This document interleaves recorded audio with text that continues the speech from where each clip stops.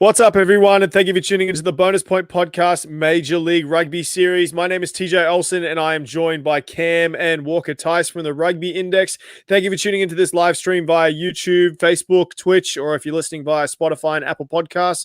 Boys, how are we doing today? It's been a good weekend of rugby. Club footy's back in Australia and New Zealand, and club footy's on the rise back in the US. How are we doing? Phenomenal. Local club beat crosstown rivals Wolfhounds over the Queen City Frogs. So that was a great start to the week. Kicked off with that, and then indulged on some MLR. So all things, I would say, pretty solid weekend. Yeah, that's not bad. Cam, what about you? A lot of the same. I actually went and spent the weekend a little bit in my old stomping grounds at OU. Did not get to see any rugby that are playing this spring, but was able to catch up on Sunday and yesterday. And I still have no idea who to expect to win this year other than LA. I'm completely baffled with who's supposed to be good and who's not. The year's completely unpredictable. I mean, following COVID, what did you expect? It's like we come into a year not knowing what to expect, and then now it's the exact same in 2021. Nothing's really changed. But yeah. Yeah. That's why I'm wearing this sweet Giltini shirt as well. I've got to rep my team that's freaking crushing it. But let's go ahead and we'll go on to jump into our rapid recap. So LA continue their winning streak, beating the Arrows 43-16. RUNY versus ATL, they got the victory 27-17. Seawolves got a win over Utah 20-15. That was a pretty low-scoring match. I wasn't really surprised by that one that the Seawolves got the win. Houston got a narrow victory over San Diego, 34-32. And AGs, they got the win over NOLA, 18-15. That was a pretty close game. So first game I do want to talk about is going to be the San Diego versus Houston game. Although there has been some great play and development by American players in this league, the internationals on each team are showcasing their attacking flair and experience in these matches. I'm loving it. The standouts for this match for me were the two South Africans, Cecil Africa and Basson. They combined for a really good try on the edge. And the Suva Express, Dicky Lati, was a force on the attack end.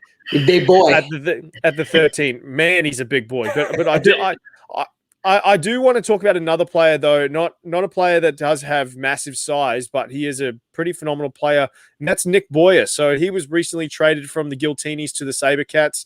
I think he used that as motivation because he had a pretty frigging good game, and he was named in the Geico Team of the Week. So I want to come to both of you with a lot of these questions on this segment. So what does adding Boyer to this Houston side do for their chances? Well, chances we'll see in the long run. To go from back-to-back goose eggs to 34 points against, not for nothing, a decent defensive team in San Diego. Not the best, not the worst, but to put up 34 points is a massive swing. I would say collectively they played far better. Their ruck speed specifically was visibly better, and traditionally you talk about very tertiary differences between ruck speed. To see a visible difference in ruck speed, not to take away from the rest of the team. You have 15 guys on the field for a reason, but his organization and just structure of the offense and moving the ball quickly, deliberately, it was very apparent, and it put San Diego on their back foot. San Diego, traditionally a team that really likes to press the attacking defensive line quickly, and it put them on their back foot. And really, it shouldn't have been that close. I think Houston let San Diego come back late, and it was hats off to San Diego for making not quitting, not making it a game, but Houston deserved that win. They should have won by more. And Nick Boyer, hats off to you, brother. But let's see you do it for a second week.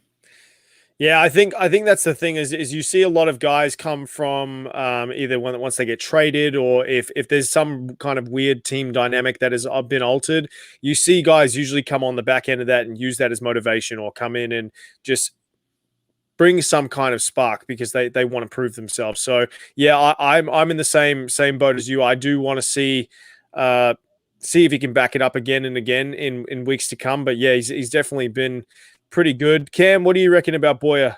Rate him or just think it's a one-hit wonder? No, I think this is for all the reasons that Walker mentioned and that you've mentioned, TJ, that this is exactly why, pre-COVID, he was on the radar of the U.S. national team. He's a young talent. He is very good with ball in hand. He's actually a pretty good size. I think he's like right around 6'2", 6'3", so he's not the usual fly around the rucks and the scrums that we're used to. He's a pretty formidable ball carrier, and on top of that, he might be the missing link to this Houston backline because, and not to knock Zach short, but there's a visible difference when he was playing with them. They were more decisive. I think they were much more efficient. Their back line looks significantly better with him back there. Mm-hmm. I do want to talk about San Diego briefly because they have lost 3 out of their last 4 games, which is a bit, I guess, uncharacteristic for them considering what they've done in the last few seasons. But they have been training out of their element in Las Vegas, away from their homes, away from their families. So that's something to be said. But they're now heading back to San Diego and will be staying there for the foreseeable future. So will we start seeing improvement for them, or will we start to see a bit of the same after losing a guy like Rob Shaw over the weekend and they're still trying to figure things out? I'm not sure. What do you guys think?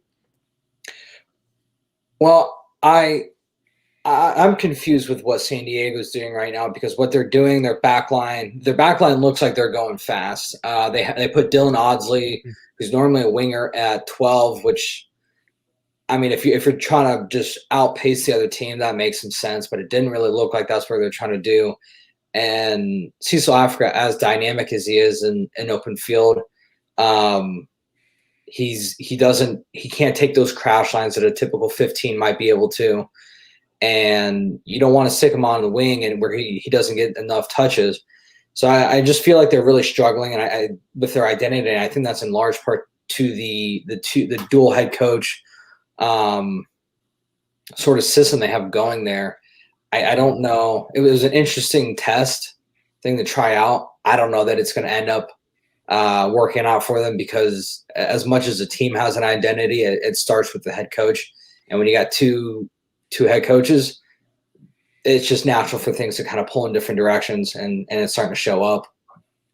I think you make an excellent point is when you have those I guess those star players or those focal points in the team and you want to place them on the wing, it's sometimes in this type of competition may not pan out because the continuity of play or the ball just may not get out there enough. So you may not be able to utilize them enough. So putting someone in that position, it might be a bit of a risk or it might reap the reward. So you just never know until you try it. So it's interesting. Walker, what did you think of San Diego on the weekend?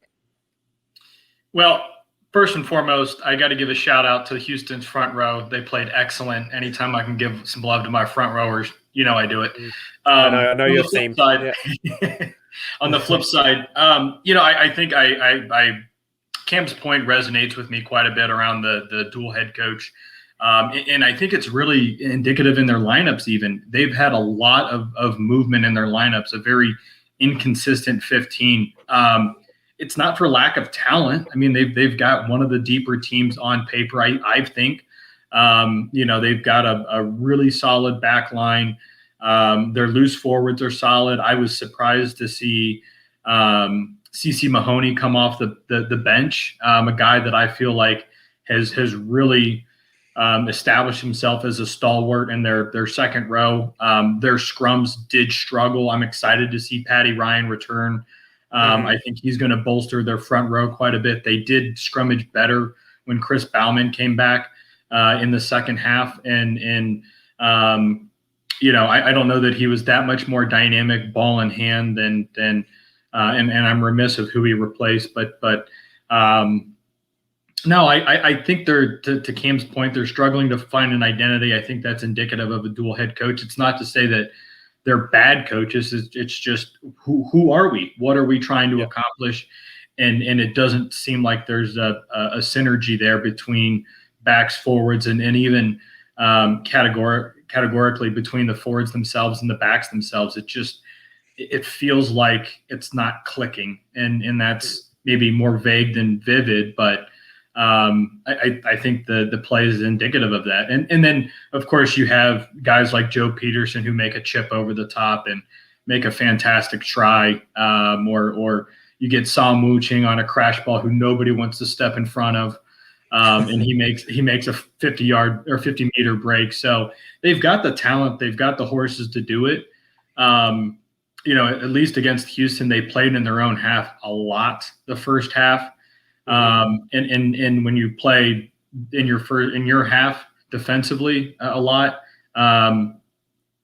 it's hard to score points. So I think they need to zero in on who are our 15 first and foremost, and what strategies work to their advantages. I think you make a good point is when it comes from, because I've never really seen the dual coach thing barely at all. And then when I have seen it, it has become a bit of a struggle because of that identity, because of that culture. So I think if you were to go on that route, like with the Zach Test, and I can't remember the other coach's name. It just baffles me. But you would have to get into the room like preseason. You would have to figure out what is our culture, what are we trying to achieve, and it's going to be something where you guys have to basically figure out every point and get it as solid as can be. Because if you get into training and then Zach Test is saying one thing and then they're going to the forwards and they're going to say something else, and then everyone's just getting their wires crossed, that doesn't breed a good culture. So yeah, no, I totally get where you guys are coming from, and I understand and agree with that. So hopefully they can kind of put some things into place and get this going. But let's move on, and we'll talk about our next game, which is New York and ATL. So New York came into this game pretty fresh off a bye and ready to get back into form after a couple of rocky weeks. They seemed able to manipulate ATL very well on the offensive end, manipulating their defense and created a lot of mismatches in the game, which I found really good.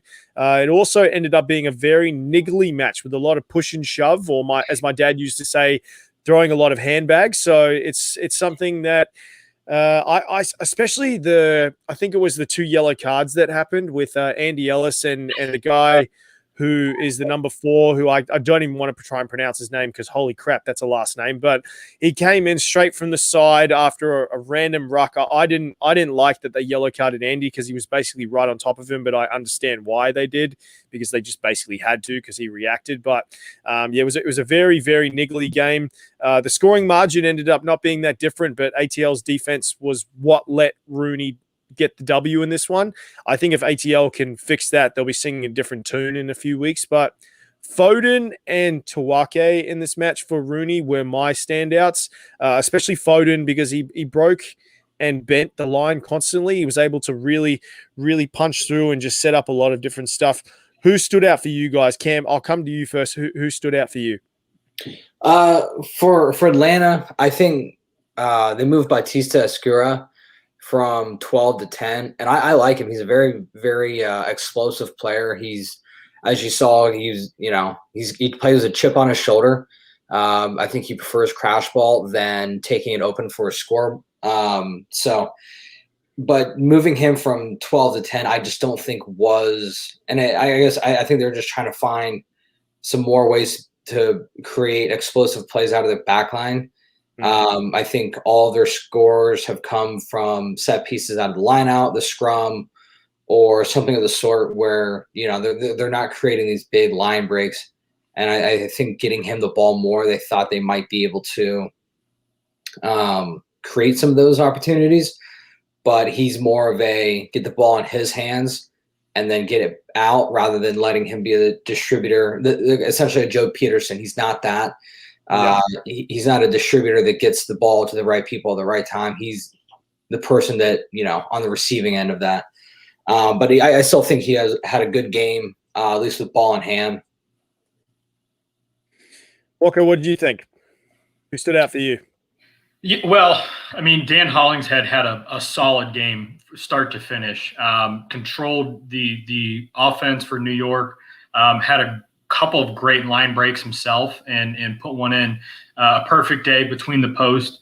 From a 10, you can't really ask for too much more. I thought on the flip side for ATL, I thought Giannis Petrokopoulos did very well coming off the bench. He's really grown over the last couple of years, originally with New York and now with ATL. I think he really he's continued to improve game in and game out. And then honestly, a guy that I would like to see ATL get more involved is Van Vliet. He plays 15 for them. I think he's a pretty dynamic player, ball in hand.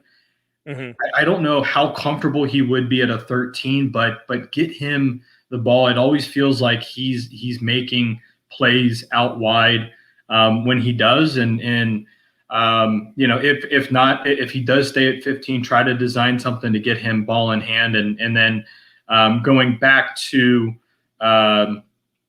RUNY, Quinn Ngwati is a Canadian international that I think is also quietly improving game to game and is starting to find his pace within the New York team. And I would keep an eye on him moving forward because I think they're trying to find some supplemental pieces to Ben Foden. Obviously, Luke Hume is there.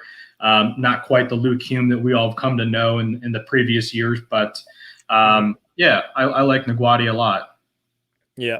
I want to come back to ATL for a second because they did make a few changes to their lineup from last week, which is quite surprising because they have been playing some good footy against some quality sides. So I want to come to you guys and see, do you guys think that this is their coach just trying to rest some bruised bodies or trying to just like get some replenishment? Or is this them sending a message trying to say, hey, you guys aren't performing. We've got other guys who are ready or hungry. What are your guys' thoughts on that? I'm not sure which it is. I think I guess we'll have to see if it becomes a pattern over the course of the season. What really struck me early was I think through the first two matches, Atlanta had the fewest subs and the shortest minutes played by their subs. So I'm leaning towards this as just sort of a strategy that they're playing where they want, maybe 15 to 18 guys to play maybe a consecutive, 160 minutes or, more or less really, really hard. And then they'll actually give them a rest over more of like a 2-game span rather than maybe the half or the 60 minutes they might miss and then come in as a sub. So it's an interesting rest tactic that I don't know how it'll play out long term. Walker, have you got anything to add to that? Yeah, I think there is some merit to load management, especially as abbreviated some of these teams or even individual players had for preseason. I think ATL of all teams did have a pretty successful preseason and had a lot of guys in camp. But that's generally speaking, as far as the individuals themselves, maybe that is part of the rotation methodology.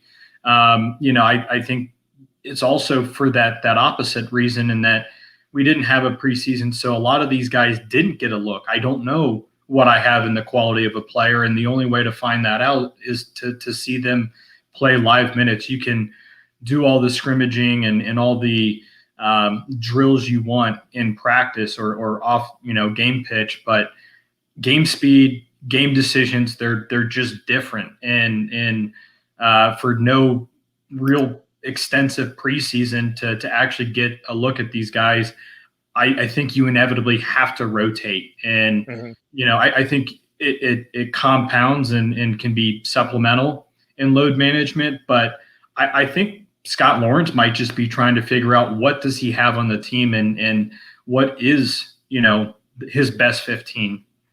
Yeah. All right, well, let's see what happens in the coming weeks, whether they keep taking on that load management style or whether this was just a one-off. But we'll talk about our final match of the weekend, and that was LA versus Toronto. So this match was quite close in the start, but just like other matches, LA ran away with this one. So it's been pretty crazy. Matt Giddo is someone I want to talk about because for LA, he's obviously a very experienced player, being a former Wallaby and former Super Rugby player for many, many years. Brings a lot of rugby IQ, a lot of execution, and has been a big factor to the LA getting a lot of their wins, but suffered a lot of brutality on the weekend against this Toronto side. He got smashed. So I know we've seen he's a tough SOB. He basically got up and he had grass sticking out of his headgear and out of his face. Yeah, and then one of the boys just came and just brushed his face off, and then he just like kept going. But even though he's a tough SOB and his age is really getting up there, so I know that that's not something for some rugby players. They can just keep going until they're 100, but everyone has their limit, and he has to take these massive hits week after week because you'd have to think that that's a motivational tool for a lot of players. They see him and go, okay, this is Matt Giddo. I want to be the guy who breaks Matt Giddo. So I want to talk to you guys. If LA was to give him a rest and give another player a crack and stick to that load management style, obviously the Giltinis wouldn't be as deadly in the back line, but could someone else lead the team effectively with the supporting cast around them, or do you think he's the focal point? I mean, they certainly have I think they would honestly be playing somebody out of position to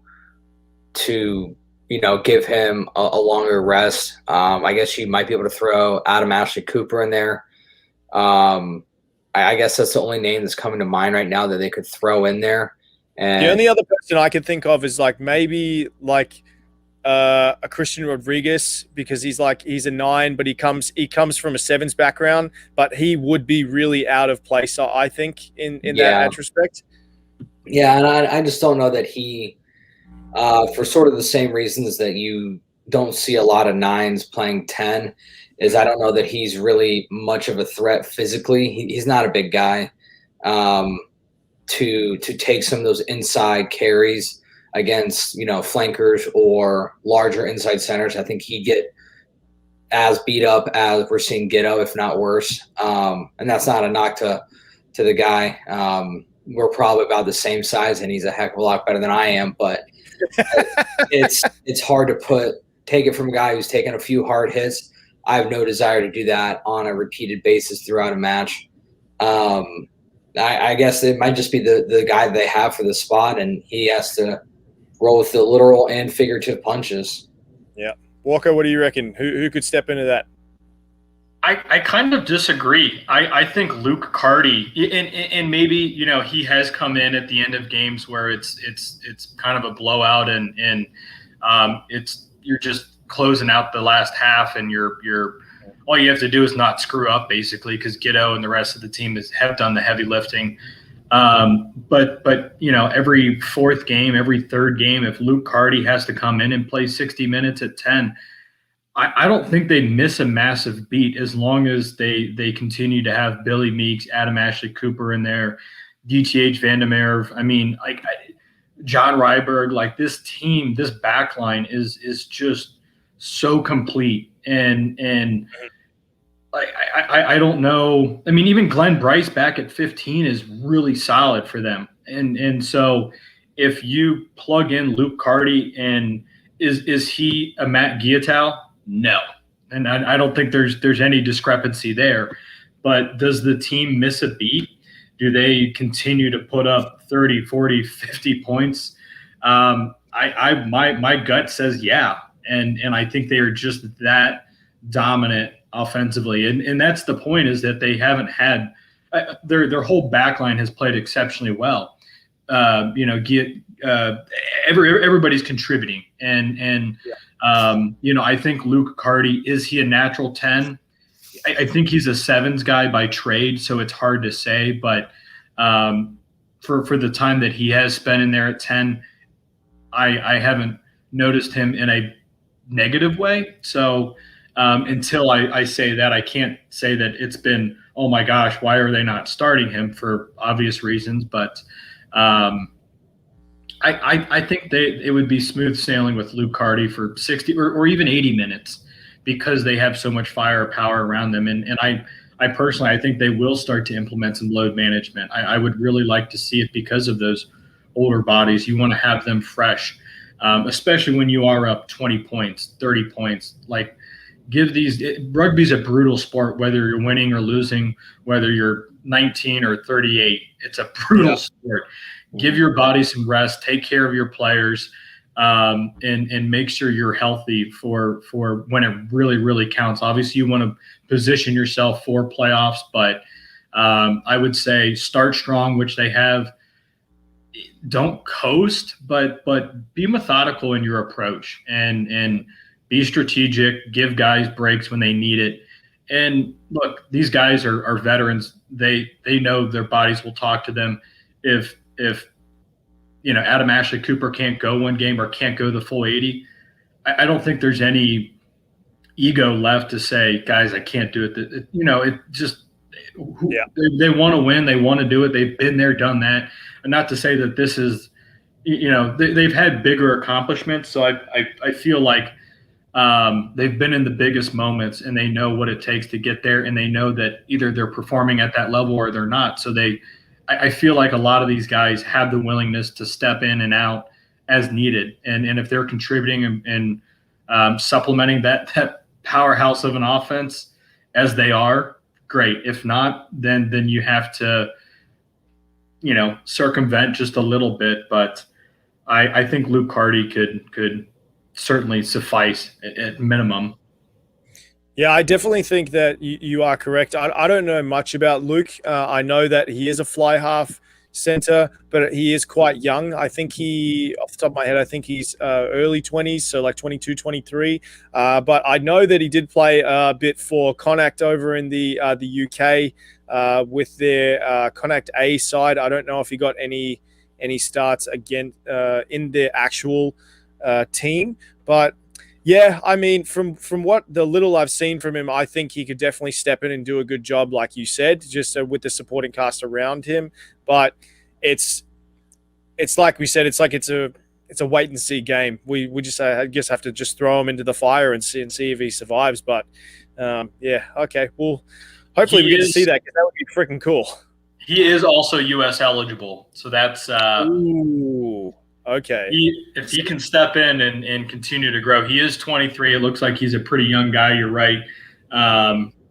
He did play for Connacht over in Ireland, and they're obviously a really solid club year in and year out. And so maybe he just didn't get his breakthrough, but I'm excited to see him in MLR. I didn't realize until of late that he was U.S. eligible. So maybe he'll make a burst onto the scene.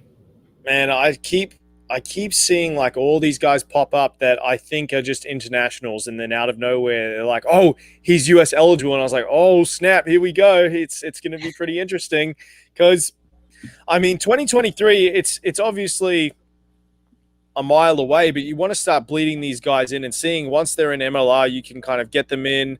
As the Australians like to do, is get them under one cap and then just warehouse them sometimes. They just like to make sure you get the American guys in. So if they could get a few solid internationals that are US eligible, and some of the guys that are already in the system, I think that would be great for their chances. I mean, I'm going to that World Cup, so I'd love to watch the US win at least one or two games. I think you see a lot of guys coming over and testing the waters. Maybe they haven't made the decision, where they want to make their push internationally. But even guys like Harry Barlow for is he with DC? Free Jacks. Free Jacks. That's right. Free Jacks. I think that's a huge reason why he came over. He's U.S. eligible, and he hasn't got a ton of time. He's looked good while he did, but I think they're just trying to, almost in a way bleed themselves, find out, hey, if I'm going to have to play here, spend, a good portion of my year in the U.S., what's it like? How does it fit with me? This is something I can do. And I think it's going to be even more prevalent in the coming years, especially leading up to the World Cup.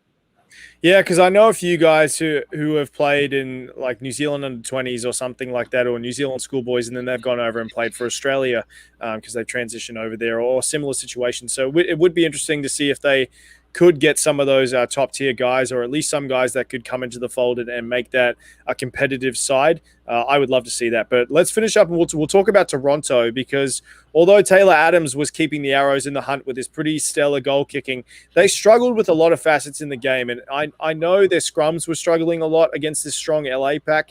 But I wanted to come to you and see if you guys thought that this is just because it's against LA, or is this something that we should see as a recurring theme with Toronto? That's tough to say. Again, I thought Toronto would be one of the stronger clubs in the league this year. They were a great scrummaging team last year. They were great in set piece, and they had very little turnover. And what turnover they did, they supplemented with guys that I thought were better players. And I don't know what's the missing piece. Maybe there's just some tough Canadian air that they're missing, out on. I can't figure it out. Like, they just don't. They look like a shell of themselves. I think they just need to get up there, eat some pancakes with some maple syrup, and the life will move back into them. But they honestly, it looks like they're kind of playing about 75, 80%, and that's not for lack of effort. I just don't think it's clicking for them. Man, now I want pancakes. Thanks a lot, Cam. I really appreciate that. Well, this is what I'm looking for. To make me want pancakes. Well, Walker, you're the resident front rower. They've obviously got guys like Cortez and Brower in the front row, and they've got a few other pieces scattered around their scrum. Do you think that they're struggling a bit, or is this something that was just a one-off because it was a strong pack against LA? Yeah, look, I mean, LA has probably maybe the best prop in Major League Rugby right now in Abel. I think he's been in the first 15 at least twice, maybe 3 times. LA has a very solid front row, so credit to them. Toronto, I don't know. To Cam's point, they have been a solid scrummaging team. I think they did have a little bit of attrition at the lock position, so not to give my front rowers a break, but if you look at transition, traditionally that's where things go awry. I feel like the rest of the team has played well. Tommy De La Vega has continued to produce. I feel like their center pairing, Giuseppe Tuit and Ben Leseg. I don't know how to say his last name, but they're a pretty solid pair in there. I would have expected maybe a little bit more dynamic play from their Argentinian internationals. I don't think they played badly, but I think I just expected a little bit more flair from them.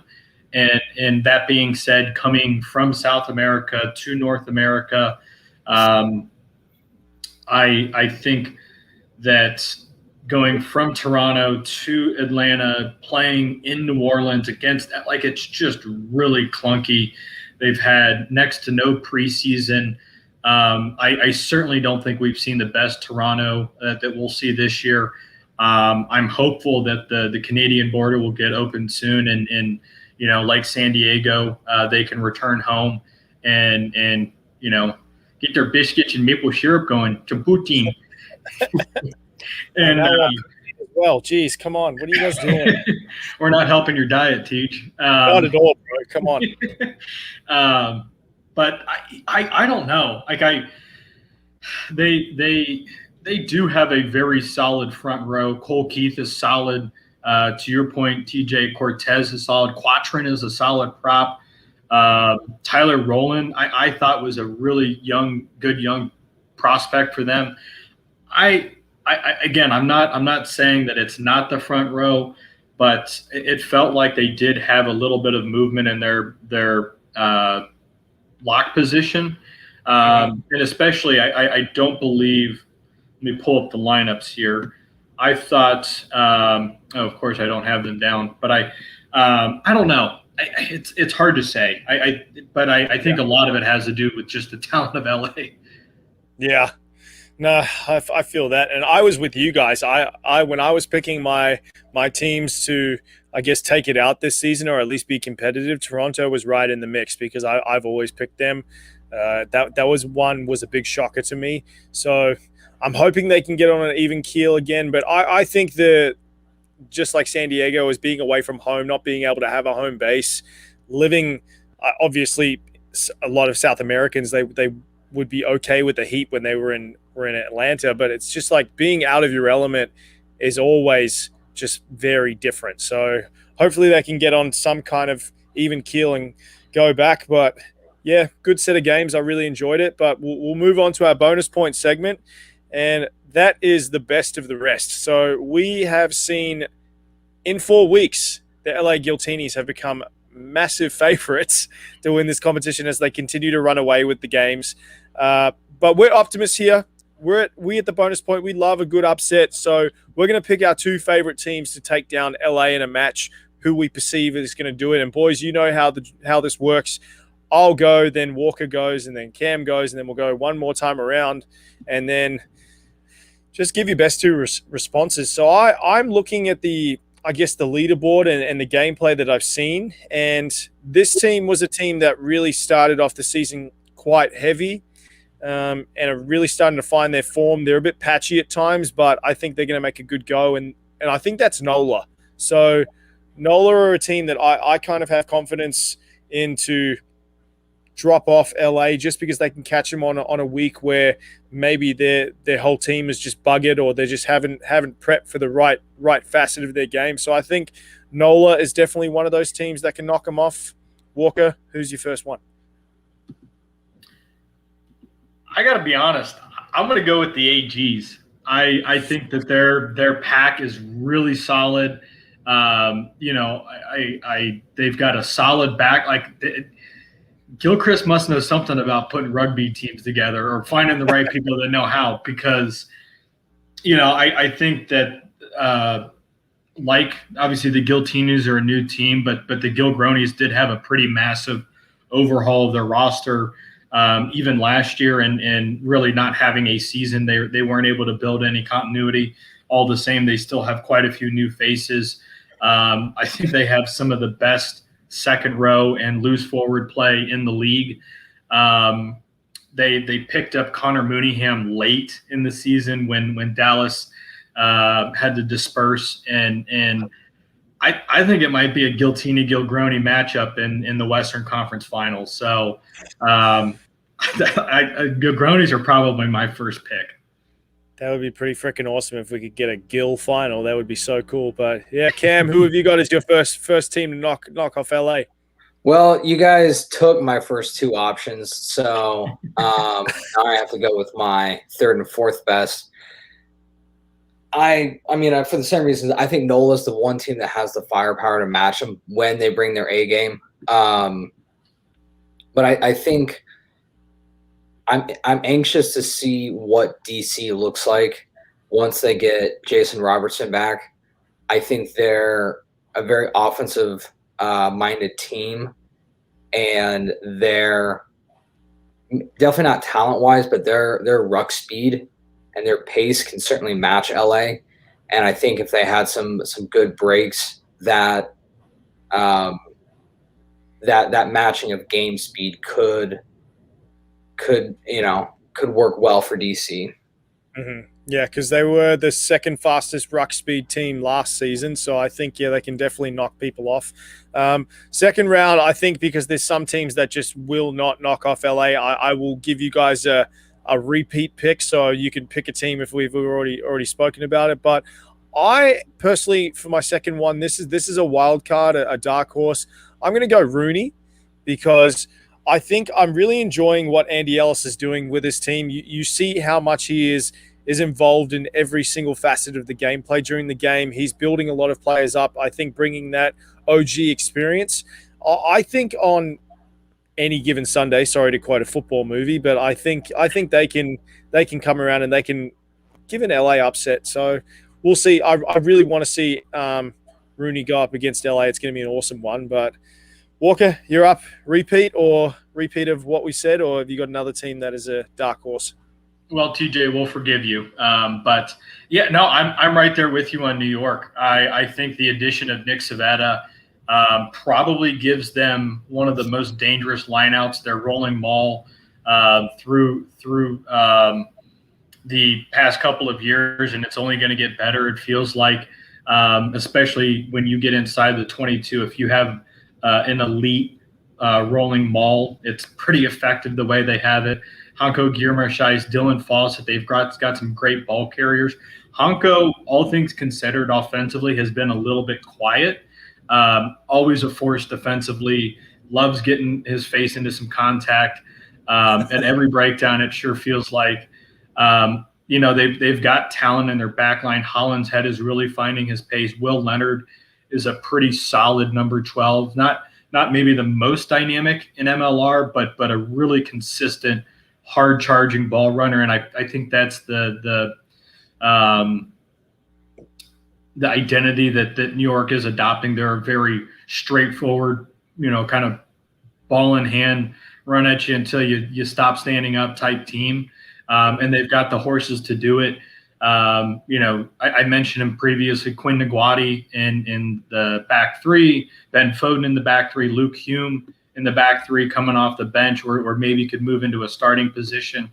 I think one of the things that goes most underappreciated, the front row. They've got 6 front rowers that are really, really solid. Anthony Perry is a MLR veteran. Samo Tawaki off the bench. Wilton Rebello is a very good Brazilian scrummager. He can play the hooker position. He can slide over to prop. They are 6 deep in the front row. I think RUNY is going to continue to find their stride, and I think they're a very opposite team of New York. But sometimes that's the kryptonite. If you make LA play a very slow dogfight game, I think you can keep it close, and who knows? Yeah, no, I agree with that. All right, Cam, last one. Who you got? I'm stuck with a repeat mostly because I don't think anybody that hasn't been mentioned is not really a contender. Unless we're seeing LA really rests a lot of their star power or some. Sure you just want to pick Utah? I have something. I'm feeling really good about Utah. I'm just kidding. Yeah. No, I think it's the AGs. For a lot of the points Walker just made, they've got a very strong front row with McIntosh and Patty, the other Patty Ryan. Yeah. And their rookie hooker Mason Koch has had a hell of a game 2 weekends ago, it was this week. And they have the firepower in their back line to keep pace. And I also think they're very dynamic in the front row. They're probably one of the smallest back rows that I've seen. But I think that they're so strong and powerful in their tight 5 that's the game they're going for, is to essentially have an additional 3 open field ball carriers out of their back line. And I think if you play that game against LA, I think their back row will not have. I think it'll be a challenge for them trying to keep up for a full 80 minutes. Mm-hmm. No, I agree with that. I think from the half that I saw from the trial match that they played against each other, there were some promising aspects of that. I think the AGs could really keep LA on their toes and trying to push them back. So, yeah, it'll be a good one. I'm excited to watch that one, the Gill Cup, and yeah, RUNY play LA. Would the Gill final be a GILF? Yeah, that's what I was thinking. I was thinking of that one. I was like, you got to have like some kind of gilf in the stand standing there. Oh man, I'm gonna be. I think I want to start my first Giltini's game. I think I definitely want to wear a bathrobe, some slippers, and just get my martini glass and just walk around the stand, because that's going to be our first game is against San Diego in the stadium. So it's going to be an interesting one. Be good to see Nate Sylvia again after he's been in Las Vegas for so long, and it'll be good to see a California battle. But yeah, boys, that's us. We're done for tonight. Good weekend of MLR ahead of us. I am super interested in a few games. I think Toronto and Seattle, after the win that Seattle got, I think that Toronto may fall to them. I'm not going to say 100% sure. They are missing a couple of players on the Seattle side, but we'll see. Utah, San Diego, I think San Diego is going to blow them out. Giltinis versus Sabercats, though, that's going to be an interesting one. And Free Jacks playing NOLA Gold, and ATL are playing the AGs. So I'm actually pretty excited for the ATL AGs game. That'll be an interesting one. So, yeah. Are you guys excited for any particular game? I think the this match with Houston against LA, now that I think Houston has really that much of a fighting chance to make it, but I'm interested to see what they're, they've been up and down. We've seen the best and the worst from them through the first 4 weeks. So I'm interested to see where they can find some consistency. And they have a strong front row. That Georgian that made the first 15 this week for Houston's very strong. I think he could hold his own against Abel, and I think in that aspect they could actually hold pretty strong with LA and maybe neutralize their set piece just a little bit. Walker, you were right. Charlie Abel, 2 out of 4 in the Geico first 15. So, kid's killing it. He's doing pretty well. I'm not usually wrong about my front rowers. Of course. All right. Okay.